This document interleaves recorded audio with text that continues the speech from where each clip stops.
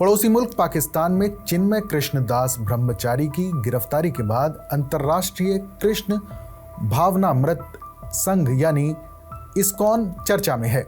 चिन्मय कृष्णदास को सोमवार को उस वक्त गिरफ्तार किया गया जब वो ढाका से चटगांव जा रहे थे। बांग्लादेशी पुलिस के एक्शन के बाद हिंदुओं में गुस्सा है। वो इस कार्रवाई का विरोध कर रहे हैं। लोग सड़कों पर उतर आए हैं, प्रदर्शन कर रहे हैं। इस बीच भारत और बांग्लादेश के रिश्तों में भी तनाव बढ़ गया है। भारत ने चिन्मय दास की गिरफ्तारी पर चिंता जाहिर की है। इसी बीच बांग्लादेश में हिंदू संगठन इस्कॉन को लेकर हाईकोर्ट में एक याचिका दायर की गई है। इस याचिका में इस्कॉन पर प्रतिबंध लगाने की मांग की गई है। वहीं बुधवार को बांग्लादेश सरकार ने इस्कॉन को धार्मिक रूढ़िवादी संगठन बताते हुए कहा कि इसकी जांच की जा रही है। बताया गया है कि इस याचिका पर कोर्ट ने बांग्लादेश के अटॉर्नी जनरल से इस्कॉन की जानकारी मांगी और पूछा कि बांग्लादेश में इसकी स्थापना कैसे हुई। इस पर अटॉर्नी जनरल ने कहा कि ये संगठन कोई राजनीतिक दल नहीं है, ये एक रूढ़िवादी संगठन है। सरकार पहले ही इसकी जांच कर रही है।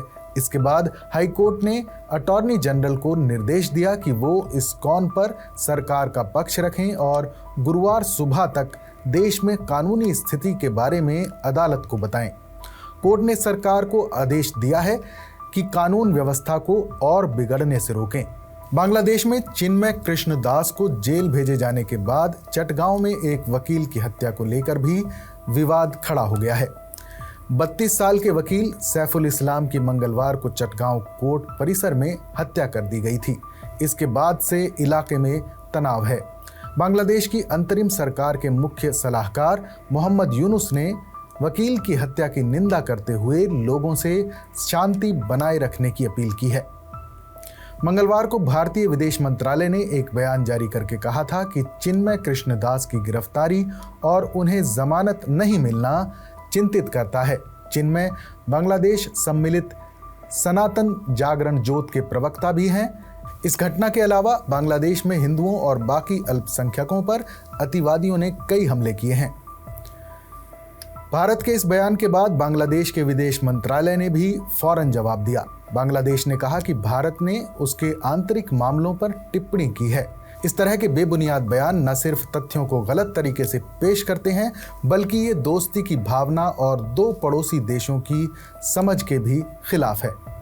बांग्लादेश के अंग्रेजी अखबार डेली स्टार के मुताबिक मंगलवार को चटगांव में पुलिस और इस्कॉन मंदिर से जुड़े चंदन कुमार धर के समर्थकों के बीच झड़प हुई थी। इसी में सैफुल इस्लाम अलिफ नाम के वकील मारे गए थे। ये झड़प चटगांव कोर्ट बिल्डिंग के पास हुई थी। चंदन कुमार धर चिन्मय कृष्णदास के सहयोगी हैं। चटगांव कोर्ट में असिस्टेंट पब्लिक प्रोसिक्यूटर थे। कोर्ट परिसर में हुई इस झड़प में कई लोग जख्मी भी हुए, जिनका चटगांव मेडिकल कॉलेज हॉस्पिटल में इलाज चल रहा है। चटगांव लॉयर्स एसोसिएशन के अध्यक्ष नाजिमुद्दीन चौधरी ने ढाका ट्रिब्यून से कहा कि प्रदर्शनकारियों ने वकील को खींचकर उनके चैम्बर से बाहर निकाला था और पीट कर हत्या कर दी। मंगलवार दोपहर बाद चिन्मय को जेल भेजने के बाद हिंसक झड़प शुरू हो गई थी। रिपोर्ट में लिखा है कि कोर्ट के फैसले के बाद सुरक्षा बलों को चिन्मय कृष्ण की वैन को कोर्ट कैंपस से जेल ले जाने में काफ़ी मशक्कत करनी पड़ी, क्योंकि वहां भारी भीड़ जमा हो गई थी। चिन्मय ने हाथ में माइक लेकर भीड़ को संबोधित किया और भीड़ से शांति बनाए रखने की अपील की।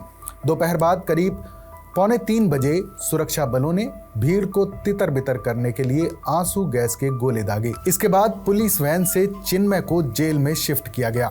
खबर के मुताबिक मंगलवार को सुरक्षा एजेंसियां, वकील और चिन्मय कृष्णदास के समर्थकों के बीच हुई झड़प में सैफुल इस्लाम की मौत हुई। चिन्मय दास पर राजद्रोह का मामला दर्ज है। मंगलवार को दास को चटगांव कोर्ट ने बेल देने से इनकार करते हुए जेल भेज दिया था। बांग्लादेश में चिन्मय कृष्ण की गिरफ्तारी के बाद से ही विरोध प्रदर्शन का दौर जारी है।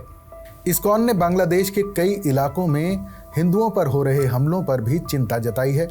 इस्कॉन ने बांग्लादेश इस्कॉन के प्रमुख चिन्मय कृष्णदास प्रभु की गिरफ्तारी पर चिंता जाहिर करते हुए बांग्लादेश सरकार की निंदा की है। इस्कॉन ने कहा कि हम सरकार से अपील करते हैं कि ऐसा माहौल बनाया जाना चाहिए जिसमें सभी वर्गों के लोग शांति से साथ मिलजुल कर रहें। इस्कॉन ने कहा कि चिन्मय कृष्णदास प्रभु बांग्लादेश में अल्पसंख्यकों के अधिकारों के प्रति बहुत मुखर रहे हैं और सरकार को भी नागरिकों के अधिकारों की सुरक्षा सुनिश्चित करनी चाहिए।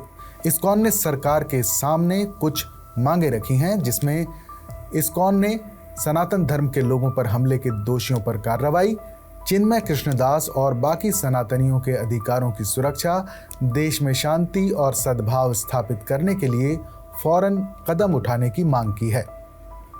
इस्कॉन ने अपने बयान में कहा कि बांग्लादेश हमारा जन्म स्थान है और हमारे पूर्वजों का घर है। हमें बांग्लादेश का नागरिक होने पर गर्व है, जहां हमारे कई आचार्य और संत पैदा हुए। बतौर नागरिक हम चाहते हैं कि बांग्लादेश की मौजूदा और आगामी सरकारों के साथ शांतिपूर्ण सहयोग से रहें, लेकिन हमारी मांग है कि सरकार न्याय सुनिश्चित करे और देश के हर नागरिक को उसके धर्म और परंपराओं का पालन करने की आज़ादी होनी चाहिए। गौरतलब है कि मंगलवार को बांग्लादेश के हिंदू संगठन सनातनी जागरण जोत के प्रवक्ता चिन्मय कृष्णदास प्रभु को गिरफ्तार किया गया था। वो बांग्लादेश में चिन्मय कृष्णदास के नेतृत्व में ही अल्पसंख्यकों के अधिकारों के लिए आंदोलन किया जा रहा है। बाद में अदालत ने भी चिन्मय कृष्णदास की जमानत अर्जी खारिज करके उन्हें जेल भेज दिया था। दरअसल 30 अक्टूबर को बांग्लादेश में राष्ट्रीय ध्वज का अपमान करने के आरोप में देशद्रोह अधिनियम के तहत चिन्मय कृष्णदास प्रभु समेत 19 लोगों के खिलाफ मुकदमा दर्ज किया गया था। आरोप है कि 25 अक्टूबर को चटगांव के लाल दीघी मैदान में सनातन जागरण मंच ने 8 सूत्री मांगों को लेकर एक रैली की थी। इस रैली के दौरान एक चौक पर स्थित आज़ादी स्तंभ पर कुछ लोगों ने भगवा ध्वज फहराया था। इस ध्वज पर आमी सनातनी लिखा हुआ था। इसे लेकर चिन्मय कृष्णदास पर राष्ट्रीय झंडे की अवमानना और अपमान करने का आरोप लगाया गया है। इस मामले में कई लोगों को गिरफ्तार किया जा चुका है।